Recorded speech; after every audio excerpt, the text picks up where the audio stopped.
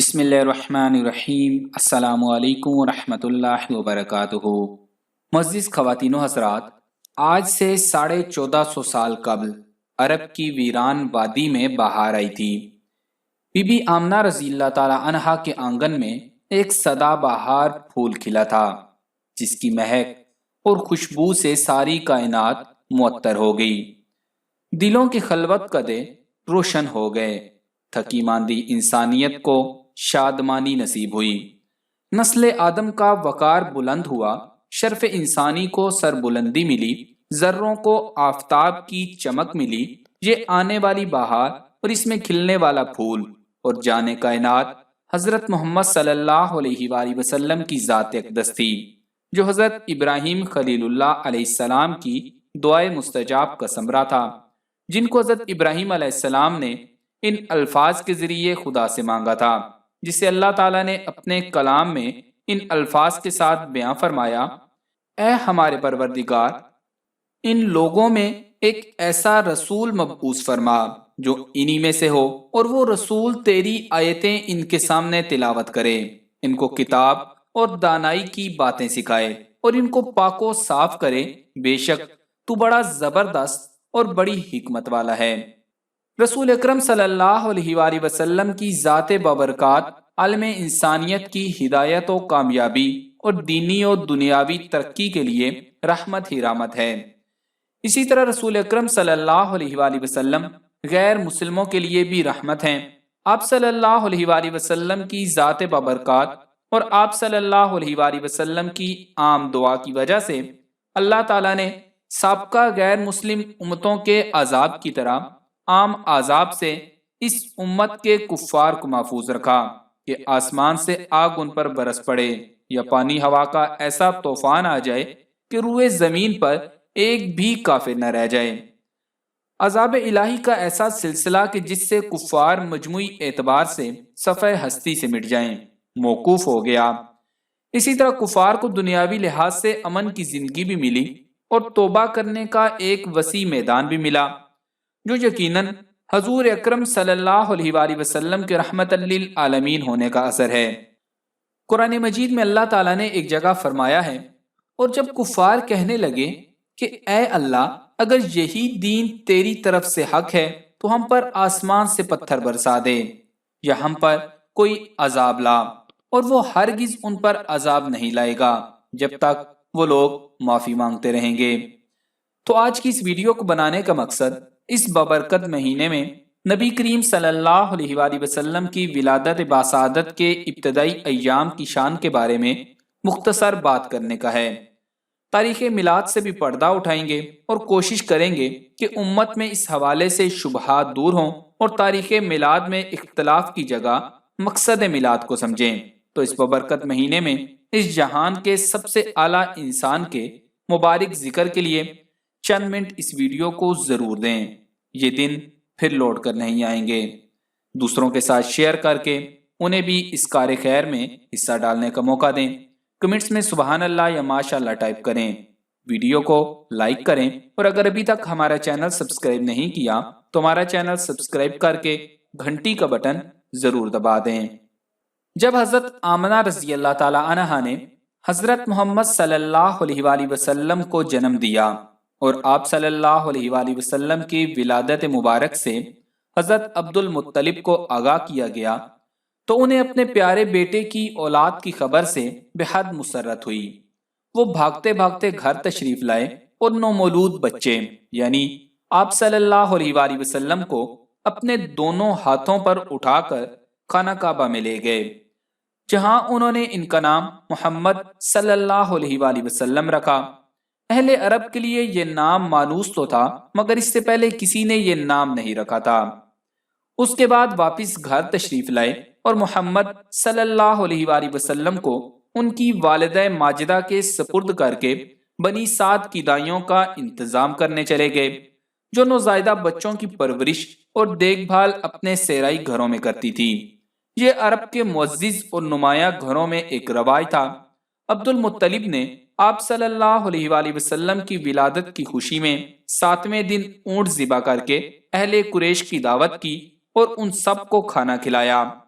اس دعوت کے موقع پر قریش نے آپ صلی اللہ علیہ وآلہ وسلم کا نام مبارک سن کر حضرت عبد المطلب سے دریافت کیا کہ آپ نے محمد صلی اللہ علیہ وآلہ وسلم نام میں کیا خوبی دیکھی جو اپنے باقی ناموں کو نظر انداز کر کے یہ نام منتخب کیا گیا۔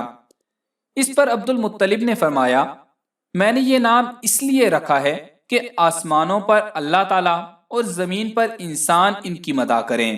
حضرت آمنہ رضی اللہ تعالیٰ عنہ اب ایسی داعیہ کی منتظر تھی جو ان کے لخت جگر کو پرورش کے لیے اپنے ساتھ صحرائی ماحول میں لے جائیں۔ اشراف عرب میں شیرخوار بچوں کو داعیہ کے سپرد کرنے کا رواج تھا۔ ولادت کے 7 روز بعد بچہ داعیہ کے حوالے کر دیا جاتا اور 8 سے لے کر 10 سال کی عمر تک بچہ انہی کے پاس پلتا بڑھتا تھا، اور مختصر عرصہ کے بعد وہ بچوں کو والدین سے ملوانے لے آتی تھی۔ دودھ پلانے والی خواتین بادیہ نشین قبائل سے تھیں جو ہر سال مکہ معظمہ میں اسی غرض سے آتی کہ وہ امراء کے بچوں کو پالنے کے لیے حاصل کریں۔ ان میں سب سے زیادہ مشہور اور مقبول قبیلہ بنی سعد تھا، اس لیے حضرت بی بی آمنہ رضی اللہ تعالی عنہا بھی قبیلہ بنی سعد کی کسی داعیہ کی راہ دیکھ رہی تھی جنہیں بچوں کی پرورش کرنے میں خاصی مہارت حاصل تھی۔ سب سے پہلے آپ صلی اللہ علیہ وآلہ وسلم نے اپنی والدہ ماجدہ حضرت آمنہ کا دودھ پیا۔ اس دوران حضرت آمنہ نے آپ صلی اللہ علیہ وآلہ وسلم کو حضرت صوبیہ رضی اللہ تعالی عنہا کی رضاعت میں دے دیا جو ابو لہب کی کنیز تھی۔ حضرت صوبیہ نے ہی آپ صلی اللہ علیہ وآلہ وسلم کے چچا حضرت حمزہ رضی اللہ تعالیٰ عنہ کو دودھ پلایا تھا۔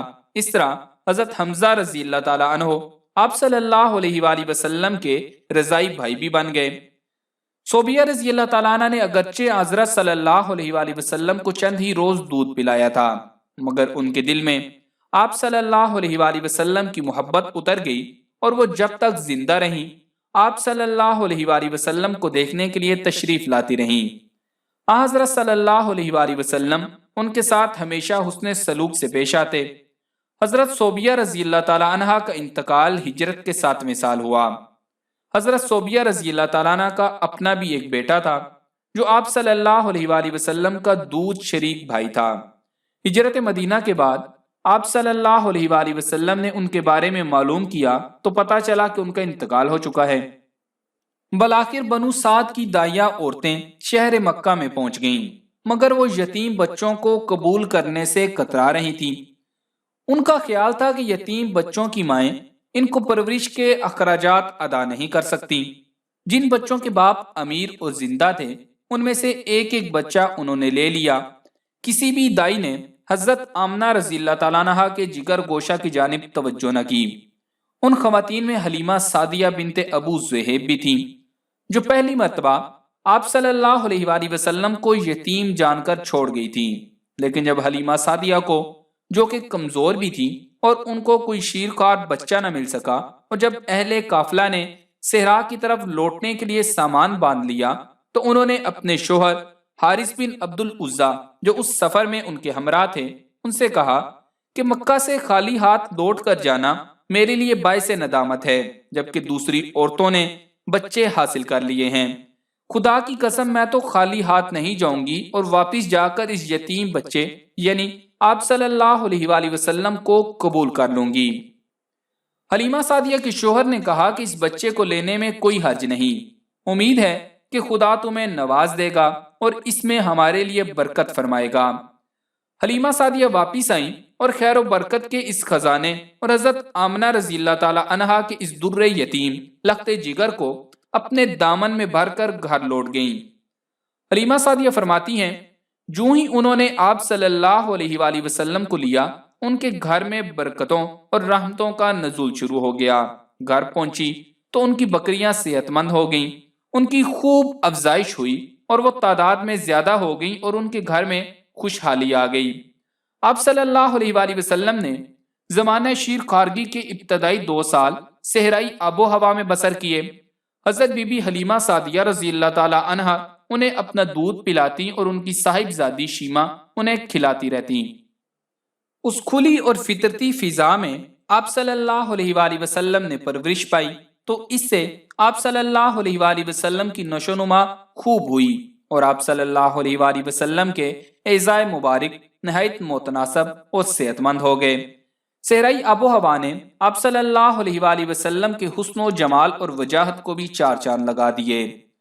رضاعت کے 2 برس پورے ہو جانے کے بعد حلیمہ سعدیہ آپ صلی اللہ علیہ وآلہ وسلم کو آپ کی والدہ ماجدہ کے پاس لے آئیں، مگر حضرت آمنہ رضی اللہ تعالی عنہا نے ان سے فرمایا کہ وہ انہیں پھر اپنے ہمراہ لے جائیں تاکہ آپ صلی اللہ علیہ وآلہ وسلم ذرا اور بڑے ہو جائیں اور شہر مکہ کی اس وبا سے محفوظ رہ سکے جو اس وقت مکہ میں انسانی جانوں سے کھیل رہی تھی۔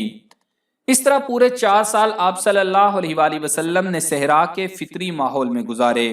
اس فطری ماحول میں آپ صلی اللہ علیہ وآلہ وسلم کی پرورش نہایت عمدہ طریقے سے ہوئی اور آپ صلی اللہ علیہ وآلہ وسلم ماحولیاتی آلائشوں سے دور فطرت کی آغوش میں پروان چڑھے اور آپ صلی اللہ علیہ وآلہ وسلم کی صلاحیتوں میں مزید نکھار پیدا ہو گیا۔ اب آپ صلی اللہ علیہ وآلہ وسلم کی ولادت کے بارے میں آپ کو کچھ بتاتے ہیں۔ مورخین کے نزدیک حضور نبی کریم صلی اللہ علیہ وآلہ وسلم کی ولادت کے سال کے بارے میں بھی اختلاف ہے۔ ان میں سے زیادہ تر کا خیال ہے آپ صلی اللہ علیہ وآلہ وسلم کی پیدائش عام الفیل یعنی 570 عیسوی میں ہوئی۔ سیدنا عبداللہ بن عباس رضی اللہ تعالیٰ عنہ کا کہنا ہے کہ آپ صلی اللہ علیہ وآلہ وسلم عام الفیل کے چند دن بعد پیدا ہوئے۔ کچھ کا کہنا ہے کہ آپ صلی اللہ علیہ وآلہ وسلم اس واقعہ سے 15 دن پہلے پیدا ہوئے۔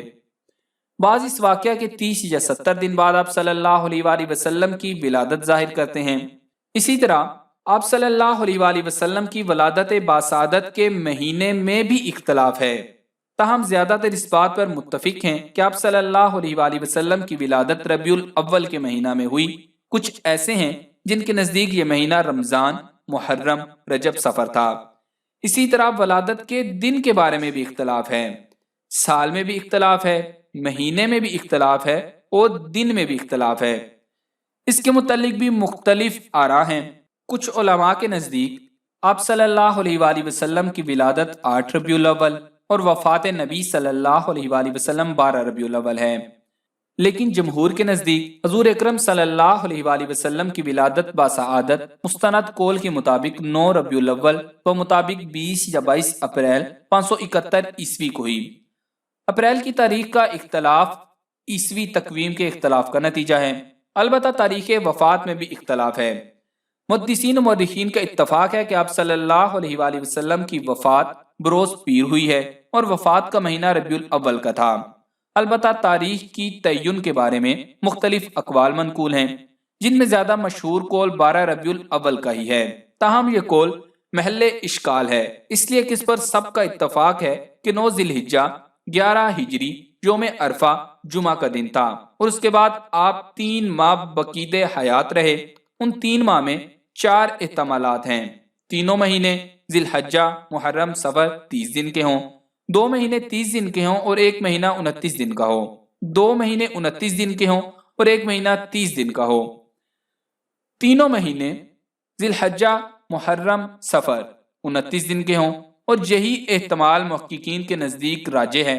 ان چاروں احتمالات میں سے کسی بھی احتمال سے آپ صلی اللہ علیہ وآلہ وسلم کی وفات 12 ربیع الاول کو ثابت نہیں ہوتی، کیونکہ احادیث میں سوموار کا دن بتایا گیا ہے اور سوموار کا دن کسی بھی حوالے سے 12 ربیع الاول کے اوپر نہیں آتا، یا تو یہ 2 ربیع الاول ہوگی یا پھر 9 ربیع الاول ہوگی۔ ہاں، یہ کہا جا سکتا ہے کہ حضور صلی اللہ علیہ وآلہ وسلم کو وفات کے 3 دن بعد دفنایا گیا تھا، تو شاید وفات والے دن 12 ربیع الاول ہو۔ اکثر محققین کے نزدیک آپ صلی اللہ علیہ وآلہ وسلم کی تاریخ وفات 2 ربیع الاول ہے، اگرچہ اس میں 7 اور 8 کے اقوال بھی ملتے ہیں، اور 12 ربیع الاول کا قول علامہ ابن کثیر رحمۃ اللہ علیہ نے نقل کیا ہے، اور اس کا مدار ابن کثیر رحمۃ اللہ علیہ نے اختلاف مطالعے پر رکھا ہے۔ اختلاف مطالعے کی وجہ سے تاریخ میں فرق آیا ہے، تاہم یہ توجیہ کبھی نہیں ہے، راجح قول 2 ربیع الاول کا ہی ہے۔ فلکیات کے ماہرین بھی حسابی اصولوں کے مطابق 1 یا 2 کو ہی درست قرار دیتے ہیں۔ حافظ ابن حجر رحمۃ اللہ علیہ نے 12 تاریخ کی شہرت کا سبب یہ بتایا ہے کہ بعض کتب میں ثانی الشہر ربیع الاول لکھا گیا ہے، جسے ثانی عشر پڑھ لیا گیا۔ عشر عربی زبان میں 10 کو کہا جاتا ہے اور ثانی 2 کو۔ یوں وفات نبی صلی اللہ علیہ وآلہ وسلم کے متعلق 12 ربیع الاول کی شہرت ہو گئی۔ उसी 2 रबीउल अव्वल के कौल को अल्लामा सुहेली ने रोज़ातुल उन्फ में और अल्लामा इब्न हजर ने फतहुल बारी में राज्य करार दिया है। 12 रबीउल अव्वल के कौल की शोहरत की बुनियाद पर बाज अकाबरीन की किताबों में भी ये दर्ज हो गया है।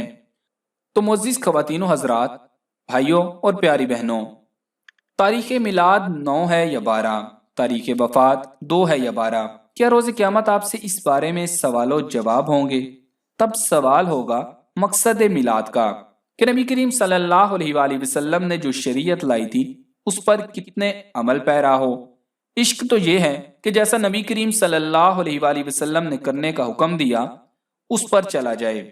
जो 9 समझते हैं वो 9 को रोज़ा रखें, जो 12 को समझते हैं वो 12 को रोज़ा रख लें, क्योंकि नबी करीम सल्लल्लाहु अलैहि वसल्लम ने ताहयात सोमवार वाले दिन रोज़ा रखा जो उनकी पैदाइश का दिन था, और हमें भी उसी सुन्नत को जिंदा करना चाहिए। लेकिन आज क्या देखने को मिल रहा है?